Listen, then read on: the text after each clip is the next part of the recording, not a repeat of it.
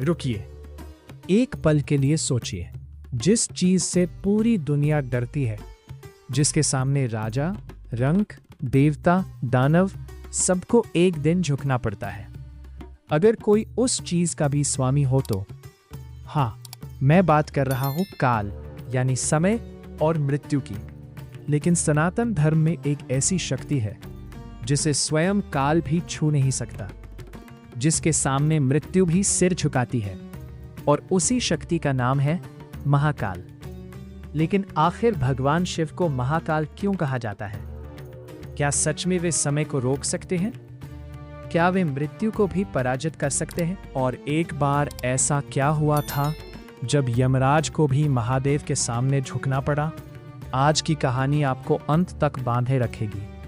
Video पसंद आए तो लाइक जरूर करना, शेयर करना और सनातन स्फीयर को सब्सक्राइब करके कमेंट में लिखना जय महाकाल। अब शुरू होती है महाकाल की अद्भुत कथा। बहुत समय पहले एक छोटे से राज्य में एक बालक रहता था। उसका नाम था मार्कंडेय। मार्कंडेय बचपन से ही भगवान शिव का परम भक्त था, लेकिन उसके जन्म के समय ही एक भविष्यवाणी हो चुकी थी। ज्योतिषियों ने उसके माता पिता से कहा था, यह बालक महान होगा, लेकिन इसकी आयु केवल 16 वर्ष है। यह सुनकर इसके माता पिता दुखी रहने लगे, लेकिन मार्कंडेय हमेशा मुस्कुराता था, क्योंकि उसे विश्वास था मेरे महादेव मेरे साथ हैं। समय तेजी से बीतता गया और आखिर वो दिन आ गया जब मार्कंडेय 16 वर्ष का होने वाला था। पूरा घर रो रहा था, लेकिन मार्कंडेय शांत था। वो शिवलिंग के सामने बैठ गया। उसने आंखें बंद की और पूरे मन से ओम नमः शिवाय का जाप करने लगा। उसी समय यमलोक में यमराज तैयार हो रहे थे, क्योंकि आज उन्हें मार्कंडेय के प्राण लेने थे।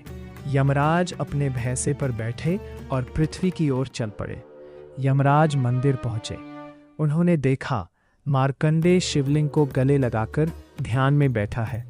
यमराज बोले, बालक, तुम्हारी आयु पूरी हो चुकी है, अब मेरे साथ चलो। लेकिन मार्कंडेय ने आंखें नहीं खोली। वो बस महादेव का नाम जपता रहा।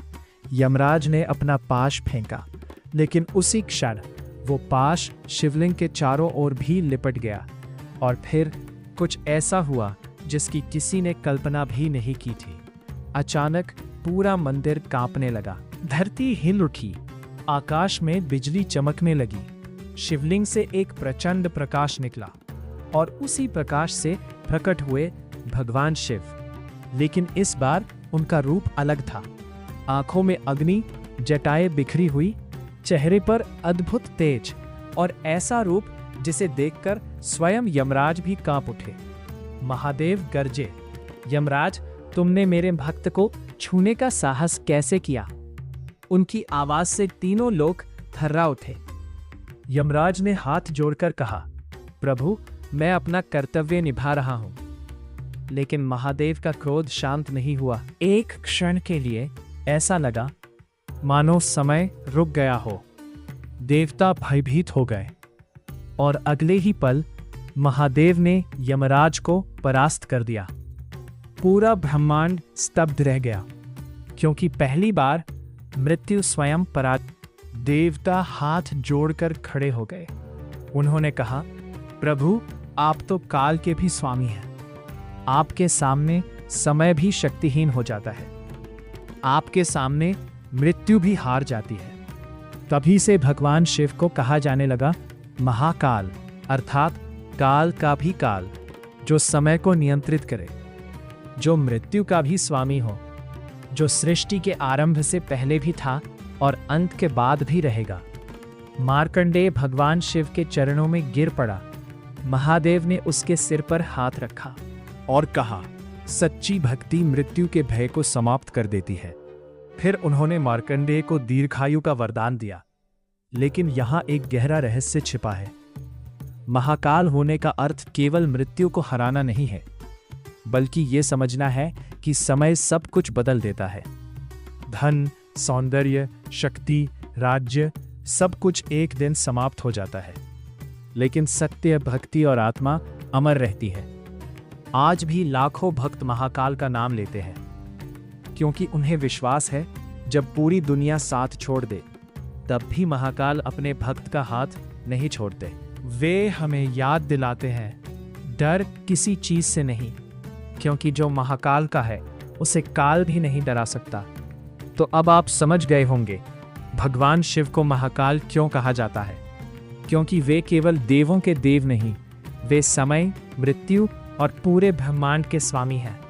और यही कारण है कि करोड़ों भक्त प्रेम से कहते हैं, जय श्री महाकाल।